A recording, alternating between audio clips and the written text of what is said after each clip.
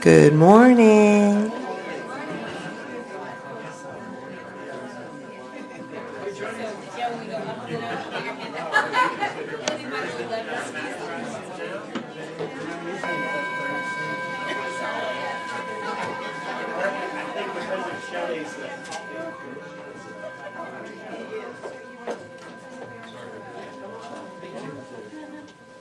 Good morning. My name is Annette Briggs, your worship leader for this morning's service, and this is Common Ground, our celebration of worship for people of many paths who gather to share in the responsible search for meaning and truth. This is a warm and open community where all who come with open minds and kind hearts are welcome, regardless of ability, age, race, gender identity, or sexual orientation. We hope that all who join us today find this a safe place to worship. Now please greet the people around you. You will have an opportunity to greet everyone during our coffee hour. When you hear the bell, please remain standing for a moment of silence followed by our gathering song.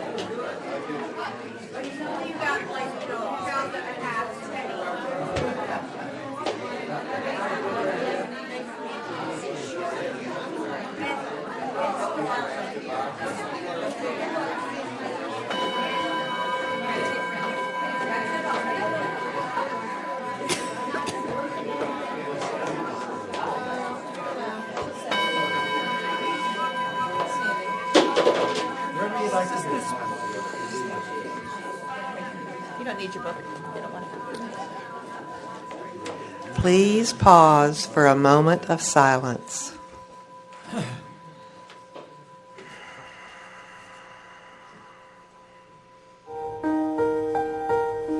Light a candle for peace, light a candle for love, light a candle that shines all the way around the world. Light a candle for me, light a candle for you, that our wish for world peace will one day come true. Light a candle for peace, light a candle for love, light a candle that shines all the way around the world. Light a candle for me, light a candle for you, that our wish for world peace will one day come true.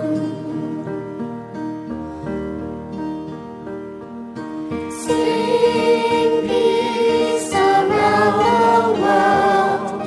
Sing peace around the world. Sing peace around the world. Sing peace around the world. Light a candle for peace, light a candle for love, light a candle that shines all the way around the world. Light a candle for me, light a candle for you, that our wish for world peace will one day come true.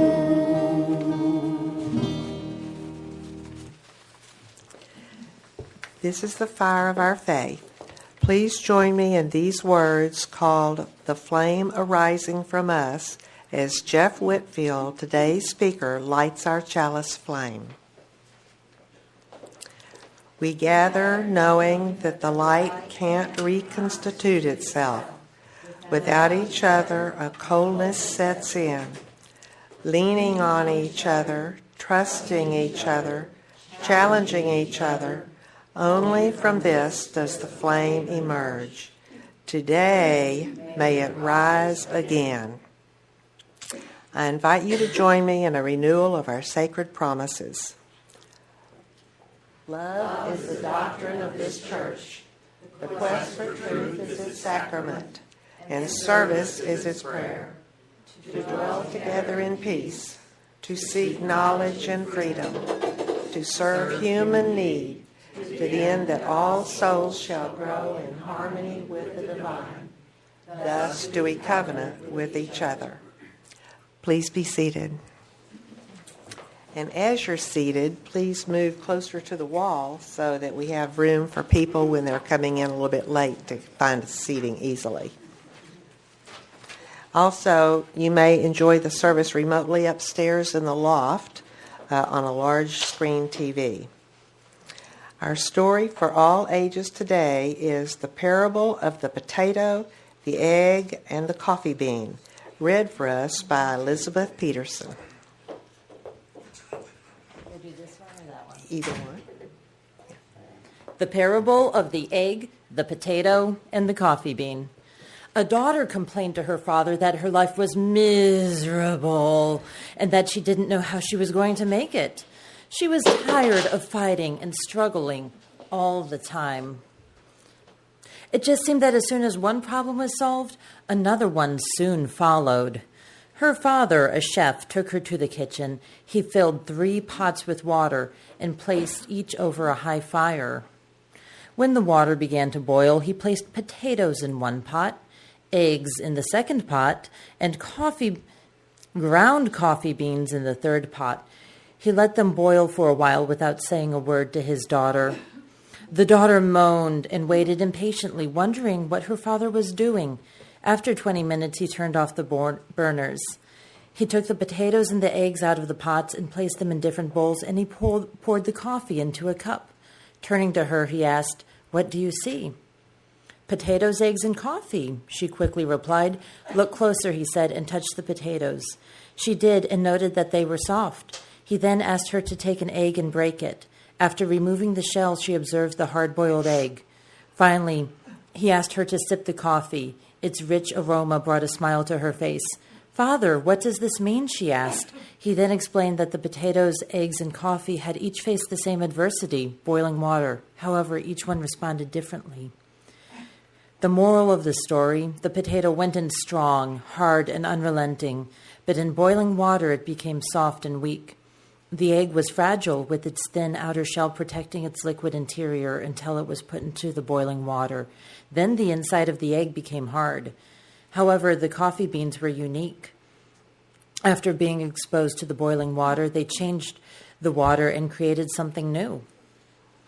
"Which are you?" he asked his daughter. "When adversity knocks on your door, how do you respond? Are you a potato, an egg, or a coffee bean?"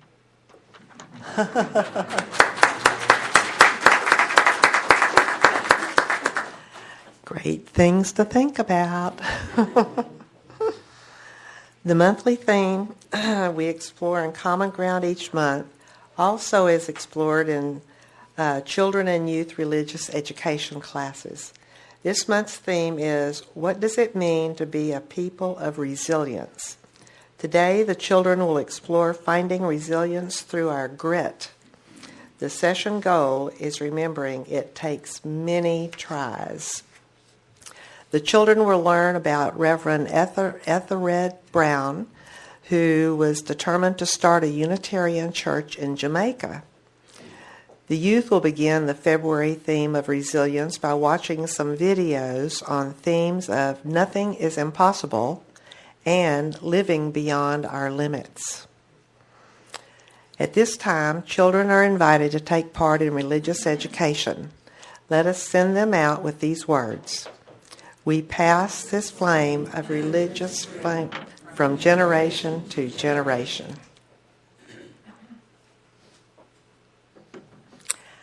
Our call to worship this morning is a beloved poem by Maya Angelou, Still I Rise.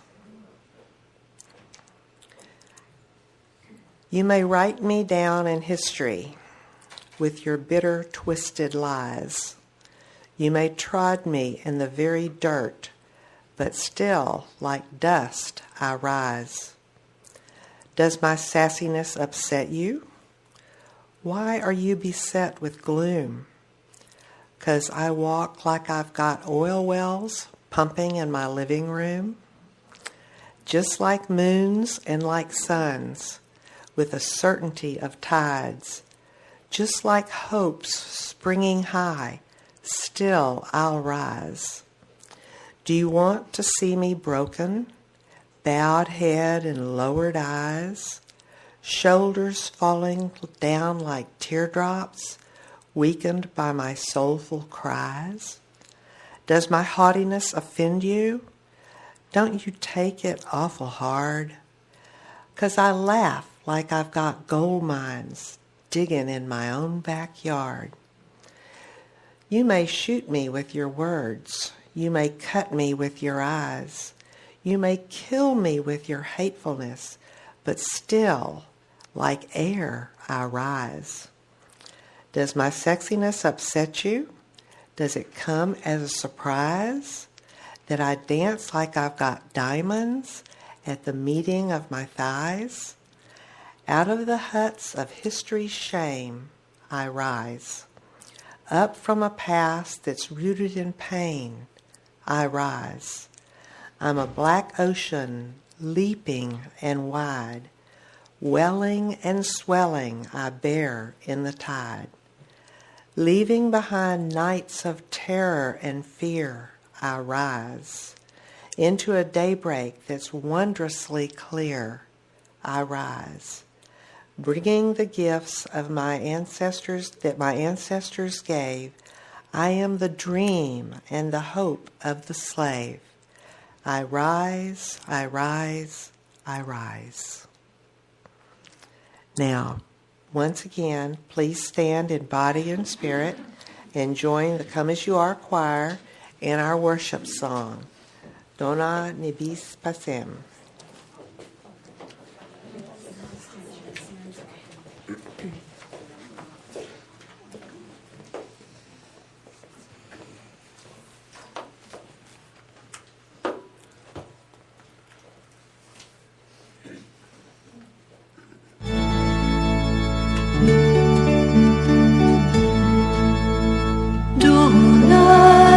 Nobis pacem, pacem, dona nobis pacem,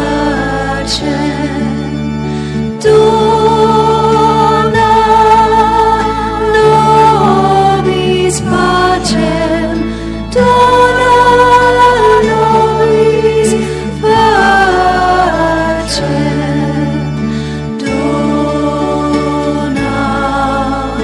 nobis pacem, dona nobis pacem,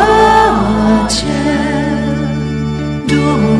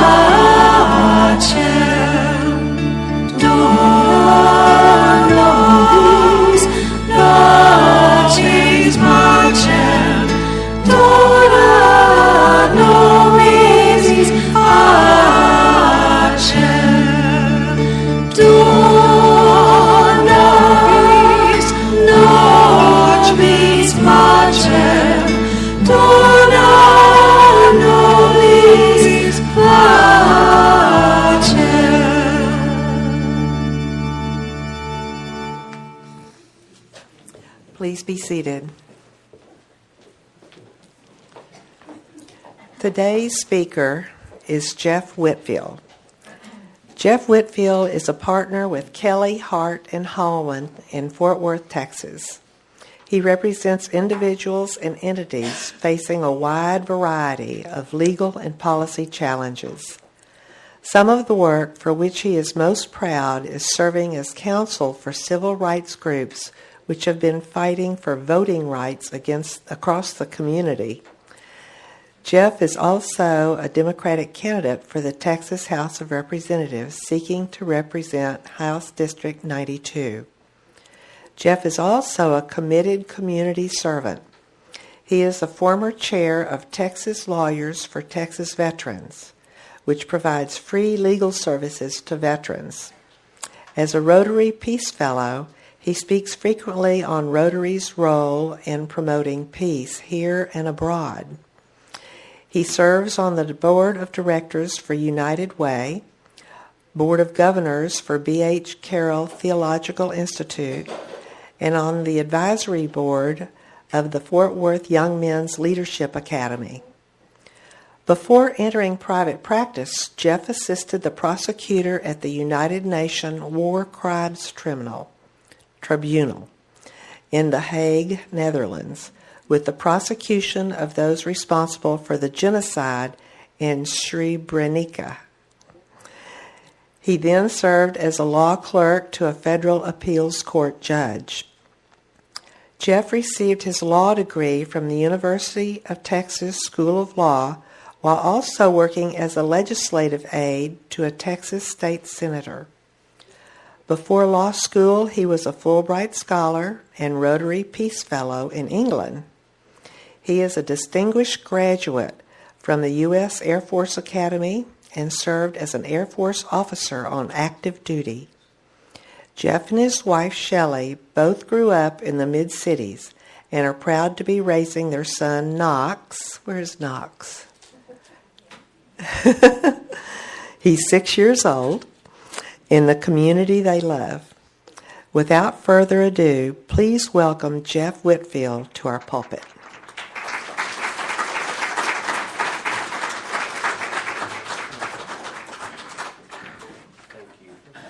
Thank you all so much for having us here. Shelley and Knox and I are so honored to be able to join you this morning.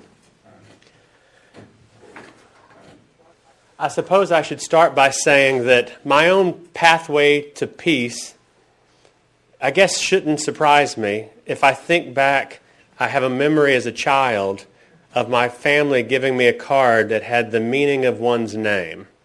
And I remember Jeffrey was a conversion from Godfrey, which means God's peace. And how could I have known that my own path would lead to being one of the world's first peace fellows, and so much of my life being a journey to understand how we all as individuals and entities can promote peace in our communities and around the world. And I referenced earlier, there's a reference that I was very honored to be picked as one of the world's first peace fellows. There was an organization that decided that if we wanted to make an impact on issues of peace, both locally and globally, they should find people from all over the world. And I was part of the first 40 in 2001. There were 10 Americans chosen to go and study peace. And we'll talk more about that as we discuss how we as individuals and organizations can promote peace in all sorts of ways, small and large. But I guess I should actually say, how in the world did a military officer, child of the Cold War, become one of the first peace fellows? Those of you who remember the Cold War, remember that it wasn't common for us to talk about things like peace. Instead, I was raised on a diet of movies that were jingoistic and war-focused, and a president who talked about tearing down this wall. So I suppose it shouldn't surprise me that I decided I was going to go to the Air Force Academy and become Maverick from Top Gun. I think I look at myself and I think, well, I had no idea, did I? No idea what the world was going to throw at me. But I was honored as a child of this community My mom was a hairdresser here in HEB for decades. As you heard earlier, my wife and I grew up here, and I was honored to come from here to go to the Air Force Academy. On my way to fight communists in aerial combat, as I'd been so pumped up by our community to do. But my first lesson on peace is that peace begins with relationships. And how could I have known, as an immature 17-year-old boy, that a foreign exchange program would change the direction of my life? And this young man in the middle was a foreign exchange student from Yugoslavia, which then ceased to exist as the Cold War ended and the Soviet Union collapsed. And in short, what I realized was he's a communist, or his parents are at least members of the Communist Party, because if you want a job in Yugoslavia at the time, you're a member of the Communist Party. And he had a sister the same age as my little brother, and we loved basketball and music, and yet I would have been going to war against him, and it made me click and realize this is not as simple as the diet of movies and rhetoric, but yet I understood that it was just part of the system, understanding what was happening, and I still went on to the Air Force Academy, and I was honored to serve our country as a military officer, and I found ways to recognize that the military is a tool of peace. And I think that made me a better officer, to realize that as we seek peace as individuals and as organizations, sometimes peace must be attained through force. Many of you have family members who fought in World War II. There are times, just like my grandfather, my wife's grandfather, who was a German immigrant and then went back to Europe and was there at the freeing of concentration camps as a translator. The idea that sometimes force is what's necessary. So I was proud to put that tool in my toolkit, and we as a society, individuals, have to be aware of that. That's one tool. But then after my military service, and actually during my military service, I realized another tool, because of those relationships, is diplomacy, and understanding how we, at an individual level and at a global level, we have to sometimes use our communication skills. Strike that. We have to always use our communication skills. Sorry for that, strike that. That's such lawyer talk. No one's taking a court reporter record here, are you? So the power of communication to resolve conflict, to promote peace, is another important lesson for us to take away. And one of the things that I focused on when I was a peace scholar, I had this extraordinary moment for 2 years of my life to take time to just think about how do we as societies stop or prevent global conflict. And I was able to go to England, and this is me with kind of an international leader of a group called Rotary that was really focused on promoting peace.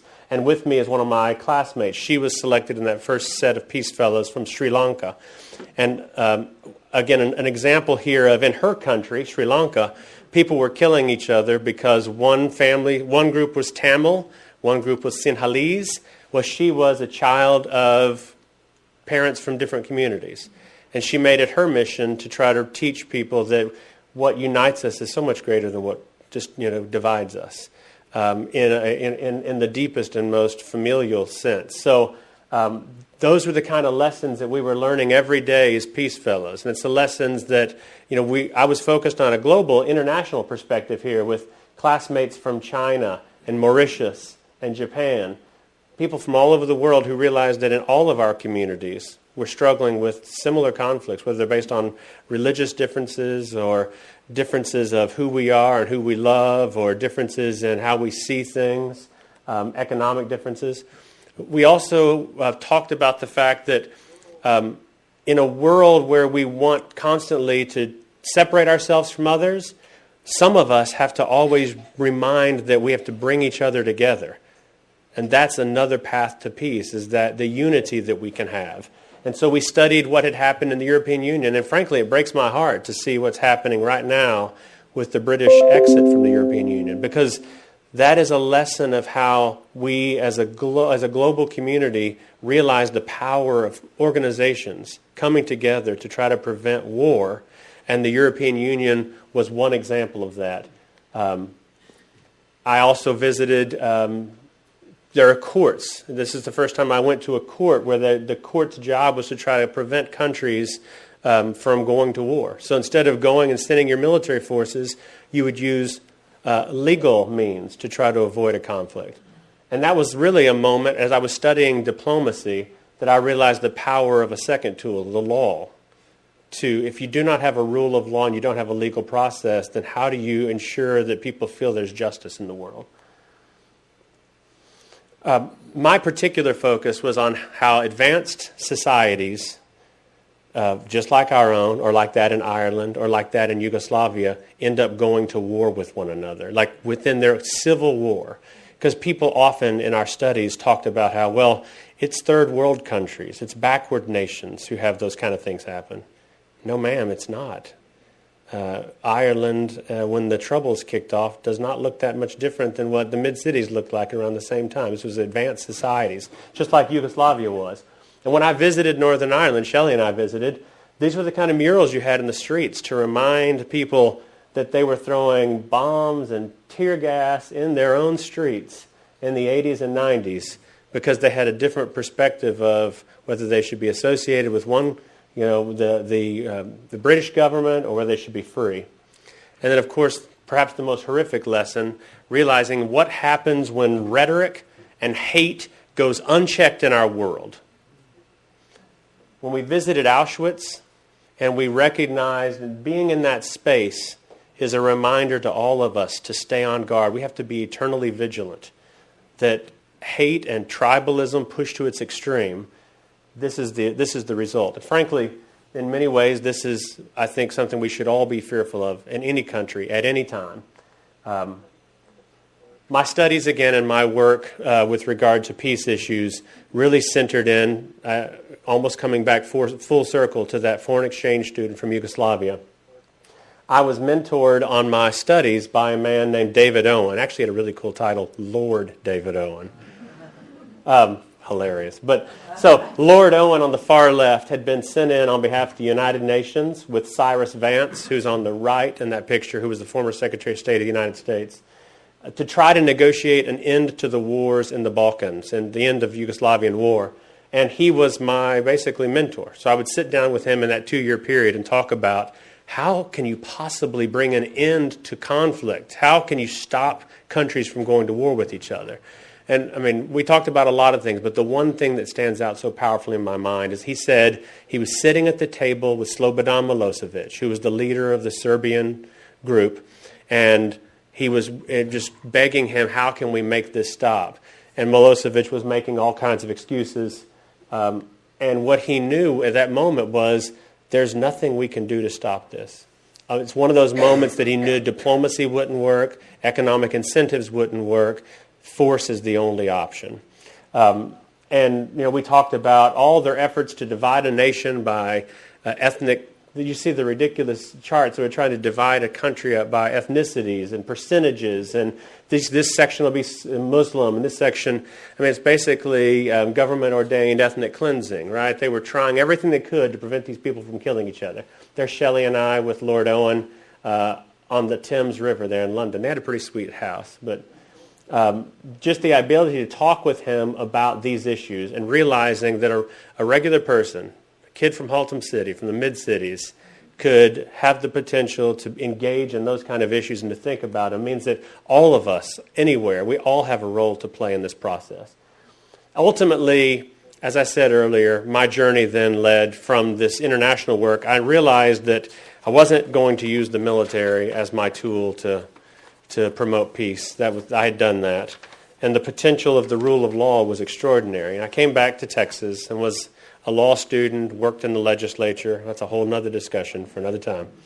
But what I realized was that the power of law to both hold people accountable and then to make a difference was the right path for me.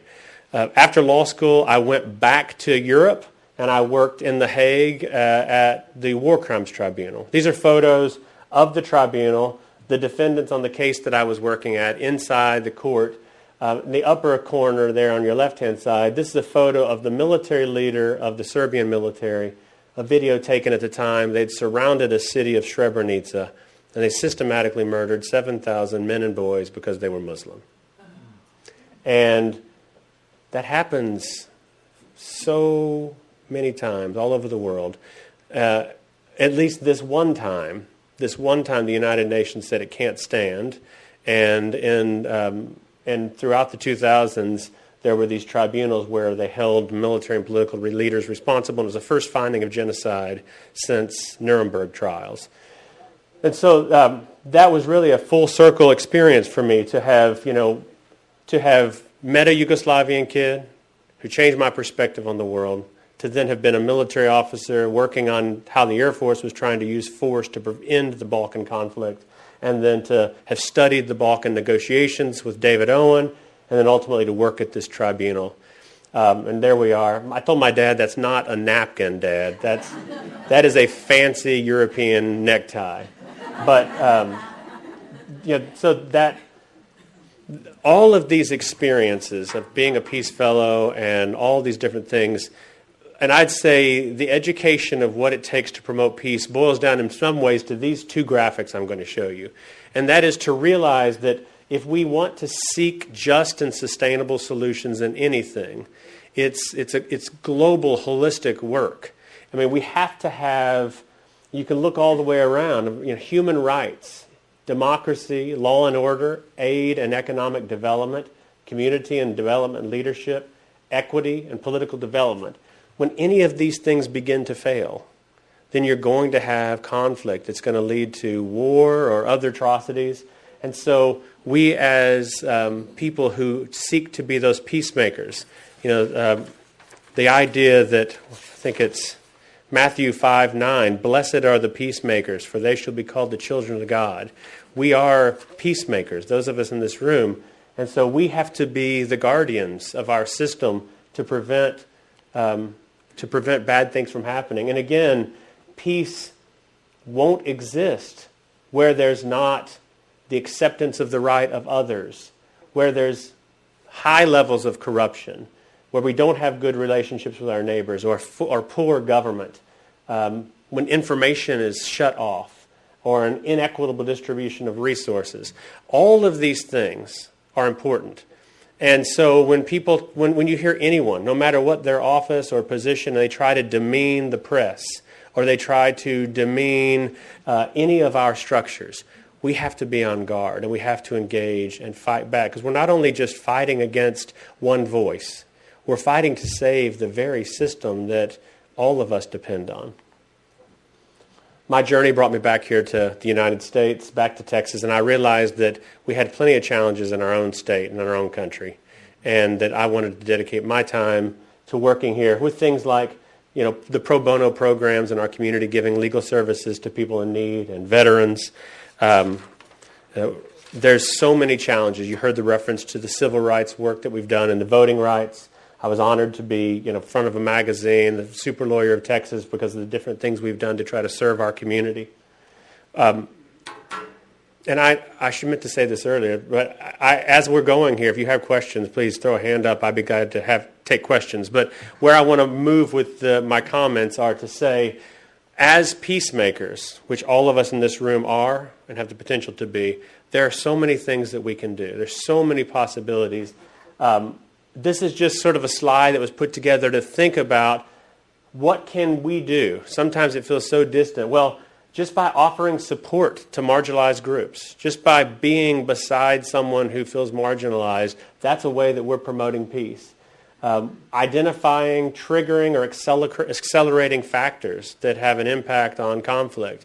We can be the voice to step in, provide relief for refugees.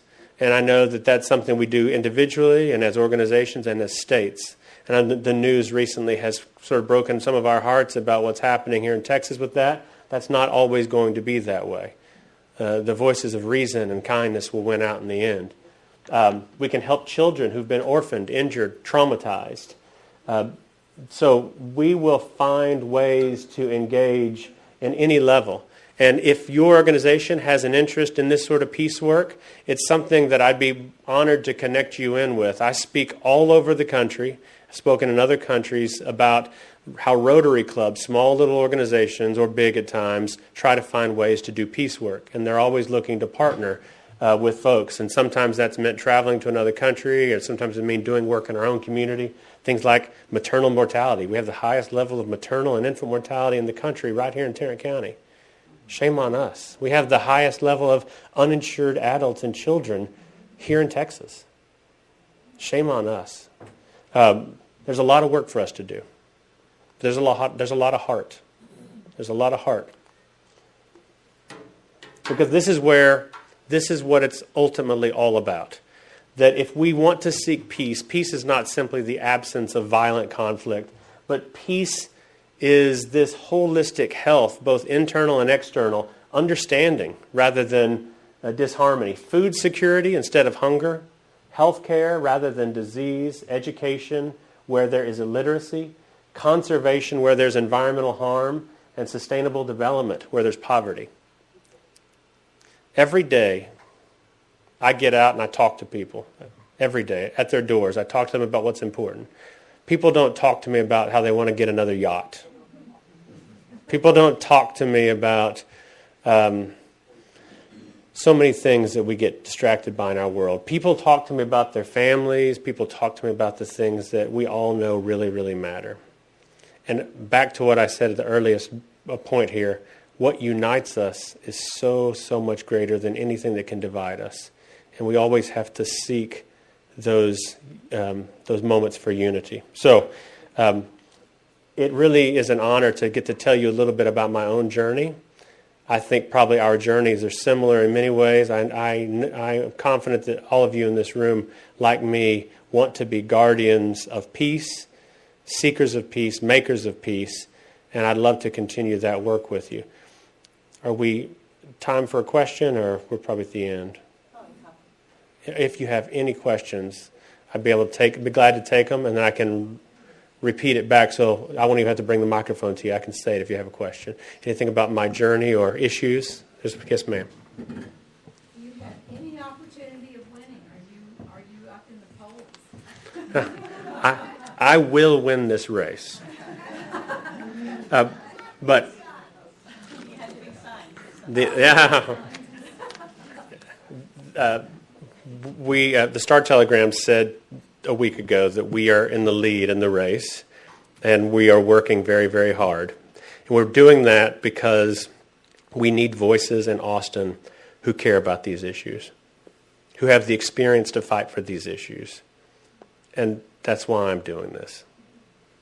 Yes, sir. When you were at the Hague, the War Crimes Tribunal, did you say that you just had one case, or were you there for a year?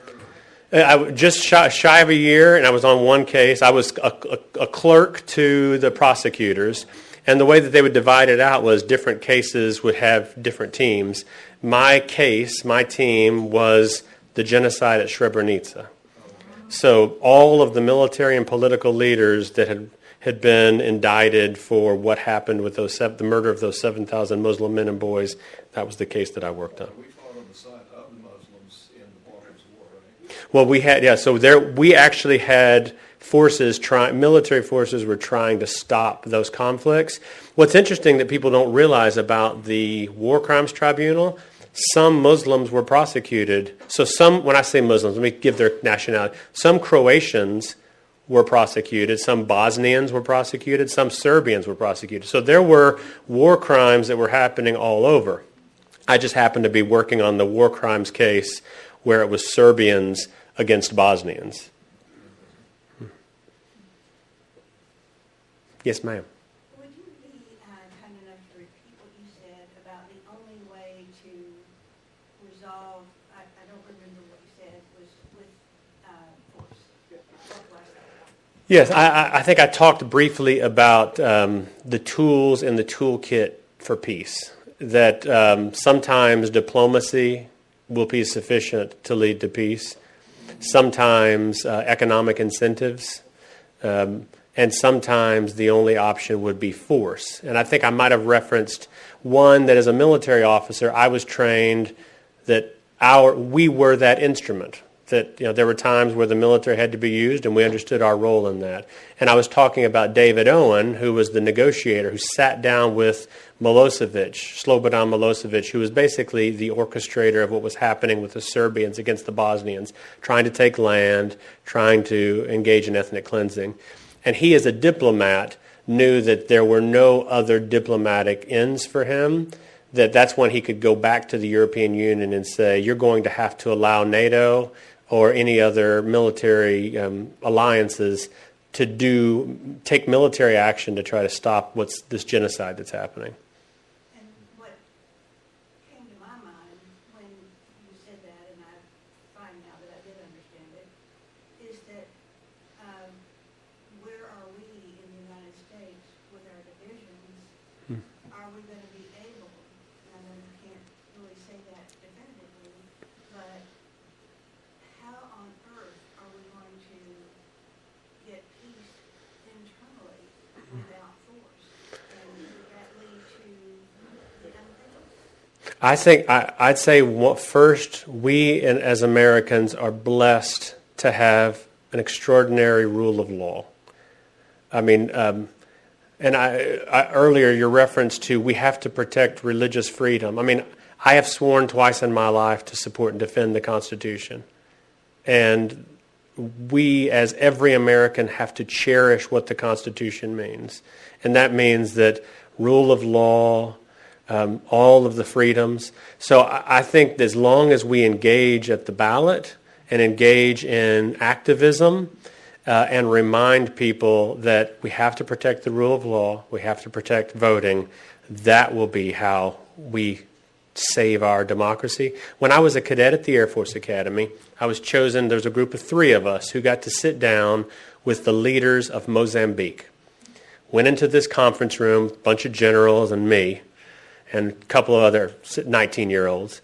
And these Mozambikians said, after we talked, we told them what we did, what we were studying, and they said, you are all such extraordinary young men and young women. Will you one day want to overthrow your government?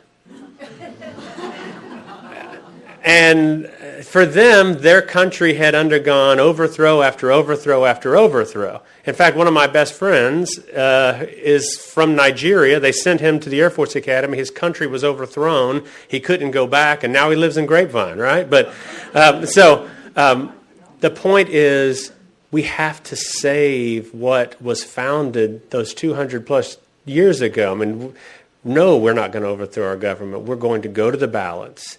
We're going to use the courts, and we are going to use our voices to save democracy. Yes, ma'am. It's so very important to vote and pay attention because the law, which is so important, as you say, can be modified, can be changed to laws that are not good for our country, that impinge on the rights of others. Like we have to care for that separation of the state, the government, and so many personal aspects of our lives. Yeah. Separation of church and state and the right of women and things like that. You're right. To keep that law separate. You're right. And I will say that I am a believer in the rule of law. I think, and having worked for one of the highest courts in the country, I clerked for the court right below the United States Supreme Court. I know we get scared because the Supreme Court, if you put the wrong judges on that court, it throws everything off. I believe that judges and lawyers realize that we have such history that they have to protect what's called stare decisis. They have to protect that precedent. And I think we've seen even John Roberts at times, as the Chief Justice, has sometimes gone against what people thought he would vote because they realize that they are protecting our democracy. And so, yeah, you're right. What happens at the ballot box is important because whoever's up in the White House gets to nominate judges to the Supreme Court. That's critical. But I think it's not quite as, I don't expect that they're going to come in there and just flip all the laws upside down. And if they do, I think we would have a bit of a constitutional crisis. I think there'd be, people, you can expand the Supreme Court like FDR thought about doing back in the 30s and 40s. But you're right. It's another reason to vote. But I do genuinely believe that lawyers hold it, that they have to be guardians of our system. And I think that our Supreme Court is mindful that those rights that are so well established have to be preserved. Yes, sir. Do you not believe that we're currently in a constitutional crisis? Well, yeah. And a follow-up, if we're not, what would be the criteria for an actual constitutional crisis? Yeah. I don't yet think that we are in a constitutional crisis, and here's the reason I don't think we're in a constitutional crisis. This one, because I'm a lawyer, and I understand that what they're doing, what is happening, is within their interpretation of what the law provides. We have had, I presume you mean what's happening in the federal system. Yes. Yeah. Okay. Luckily, I'm just running to be your state representative. But we've had an impeachment hearing, and that's been taken to the Senate, and they've had a trial. The law, the constant. I mean, there is a challenge. There's a question there. Is it a trial? I'd have to actually go and read the Constitution again just to refresh myself if it specifically references witnesses or not. I would say as a lawyer, I ain't going to try a case without witnesses. But as long as the system, as long as those processes, had they not had a trial, had they not had what they're having, we'd be closer to it. We're on the edge. I'm not prepared yet to say we're in a constitutional crisis. What would a constitutional crisis be? Constitutional crisis would be when Trump loses in November, and then in January he says, "I'm not going to leave office." That's a constitutional crisis. Yes, ma'am. So you had a slide up earlier. I don't know if you can go back and Yeah. reference it. It was the components that make a piece. Oh, the graphic, the circle? Yeah. So this kind of touches on what other people have said, and you are very optimistic about being able to turn some things around by people exercising their rights to vote. But we can look at a lot of those components right now. What we've always prided ourselves as Americans, these were key components of what made our country great. You're right. But we can point at a lot of that stuff. Good relationships with neighbors. We're struggling there, right now. Yeah. Corruption, yeah. Distribution The free of flow of well-functioning information. government. Yeah. It's really concerning to me, and the optimistic side is that we're going to go to the polls. Yes. We're going to exercise our intelligent right to vote and turn this all around. And we're talking about it. A little part of me worries that if that doesn't happen, all of these things will continue to backslide. I agree with you. If Americans do not engage in their civic responsibility, all will be lost. But I'm not ready to say that. Every day people go and they sign up to serve in some way. Every day people get out and they engage in their system, and they will continue to do that. I believe that about Americans. Yes, sir. Last question. Sorry, sir. I heard you said this is a... This church is based on love, and when I was in Sarajevo, I saw the countries around, the circle around there, all in war at one time or another with each other. And yet all the children, the young people were holding hands, laughing and singing. The older people were very tired and drawn from all the conflict, but the younger people were full of love and caring. They even developed their own language where they could speak the different languages together, and they would work together. So there's hope is all I'm saying. I agree with you. Thank you for that's a perfect comment to close on. I look at my son, I look at other children in our society, and I know we have to do the work we do, and there is hope. That's a perfect point to end on. Thank you all. I'll be around to visit afterwards.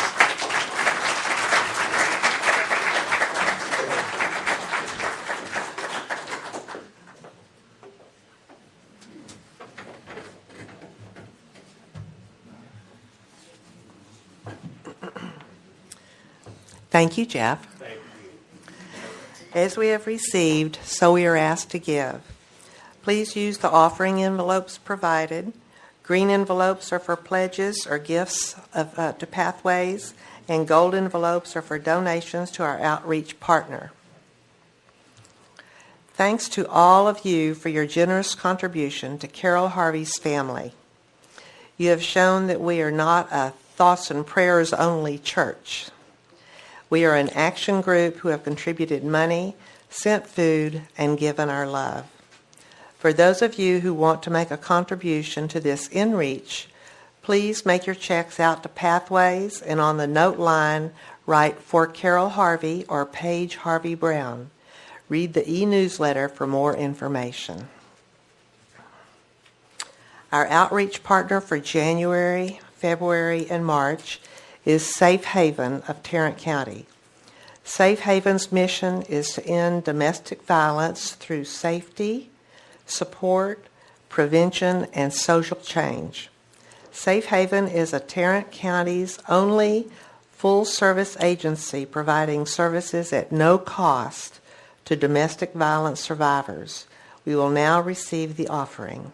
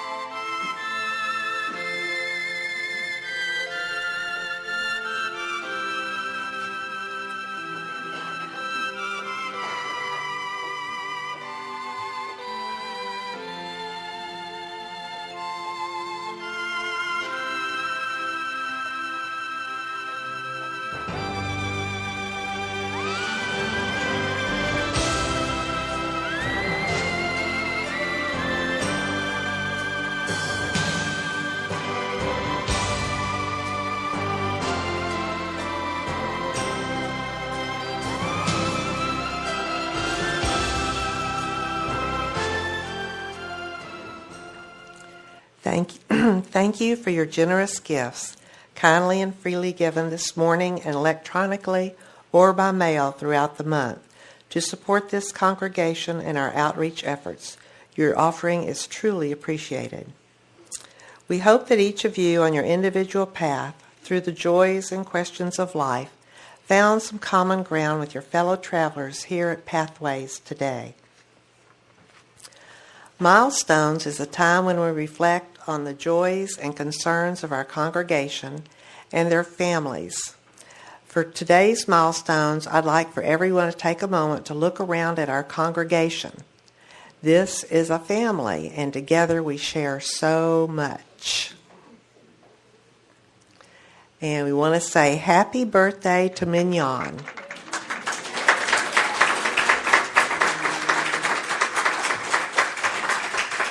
She's celebrating another trip around the sun. And then we have another milestone. Alec, would you come up?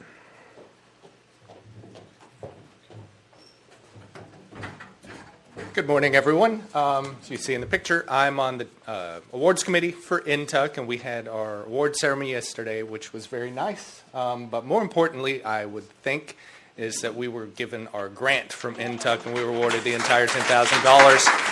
So that will help a lot choosing our new RE director. And so I'd like to personally thank everyone on the development committee, and that's Stephen Braun, Tracy Anderton, Cindy Shepard, Jennifer Bosley, Jackie Cutlip, and then Sandy Moore's done a ton of work. She's rotated off of the development committee, but we wouldn't have been able to do all of that without her. So a special thanks to all of them, and congratulations to us for a $10,000 grant from Intuck. Also, Nancy, huge help with developing that with Stephen. Thank you, Alec. Now, as Jeff extinguishes our chalice flame, let us join in these words written by Martha Munson. We extinguish the chalice here, that it might grow gently in our hearts. May it light your path as you leave this place. May it guide your way until we are together again. To all of our first-time visitors, we hope you enjoyed the service today. Come again. It is always something different and wonderful here. If you would like to learn more about Pathways, stay around after worship, have some coffee and snacks, and talk with us. We'd love to meet you. Be sure to share your contact information with us at our welcome table in the foyer. If you like, sign up on our website for our weekly e-newsletter to be informed of events coming up here at Pathways. There are meetings and events here at Pathways throughout the week. Here are just a few along with other announcements. For our full lineup, see Pathways Weekly or the events calendar on our website, pathwaysuu.org. Also, take home the order of service sheet inside the packet on your chairs because it has the dates of upcoming events on the announcements side. For those of you who still wish to join the Lose It or Lose It Weight Loss Challenge, today is your last chance to sign up. Since we are into it 1 week already, you can join this week for 9 pounds, 9 weeks at $90. Weigh-in will be right after the service in the restroom, right over here. We want our church to be all in the healthy green zone. Unity, our LGBTQ covenant group, meets today in the lobby at 12:30, immediately after the adult discussion groups. And the Pathways Women's Book Group will gather this Thursday, February 6th, to begin discussion of Where Do You Go, Bernadette? By Maria Semple. The book group meets on first and third Thursdays of each month at 1 p.m. at Pathways, and newcomers are always welcome.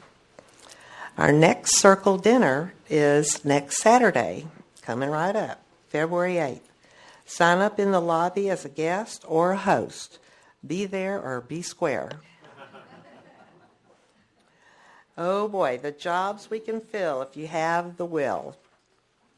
Java brewers, lobby greeters, PowerPoint designers, fundraiser dreamers, care team nurturers, tech team operators, newsletter editors, sanctuary cleaners, worship leaders, speaker recruiters, event organizers, need gatherers, RE supporters, and the list goes on and on. There's always something for everyone to do in our lay-led community. Volunteer where your talents and enthusiasm lead you. Just since we're all together here, this announcement says that the book club is at 2 o'clock. No, it's at 1. It's at 1. It says 2. Oh, okay, the announcement made a mistake. It's at 1. Yeah, I'm just saying. Yeah. Everybody got that?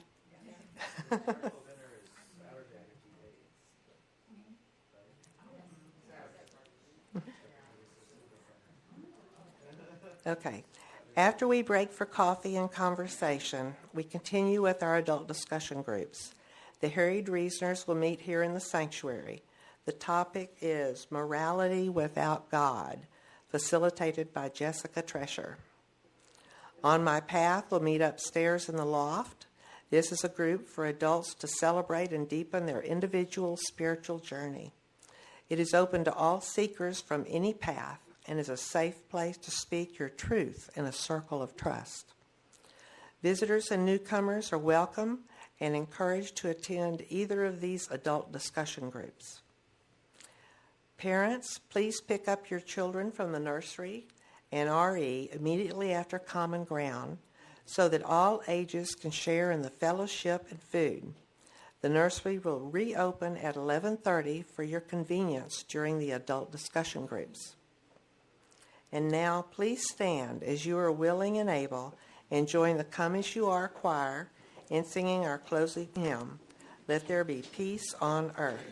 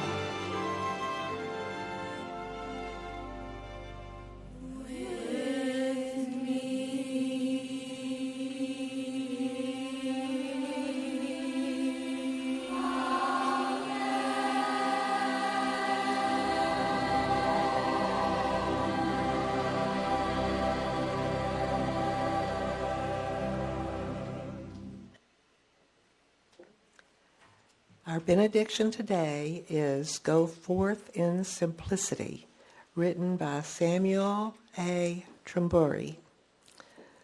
Go forth in simplicity. Find and walk the path that leads to compassion and wisdom, that leads to happiness, peace, and ease. Welcome the stranger and open your heart to a world in need of healing. Be courageous before the forces of hate. Hold and embody a vision of the common good that serves the needs of all people. Blessed be and go in peace.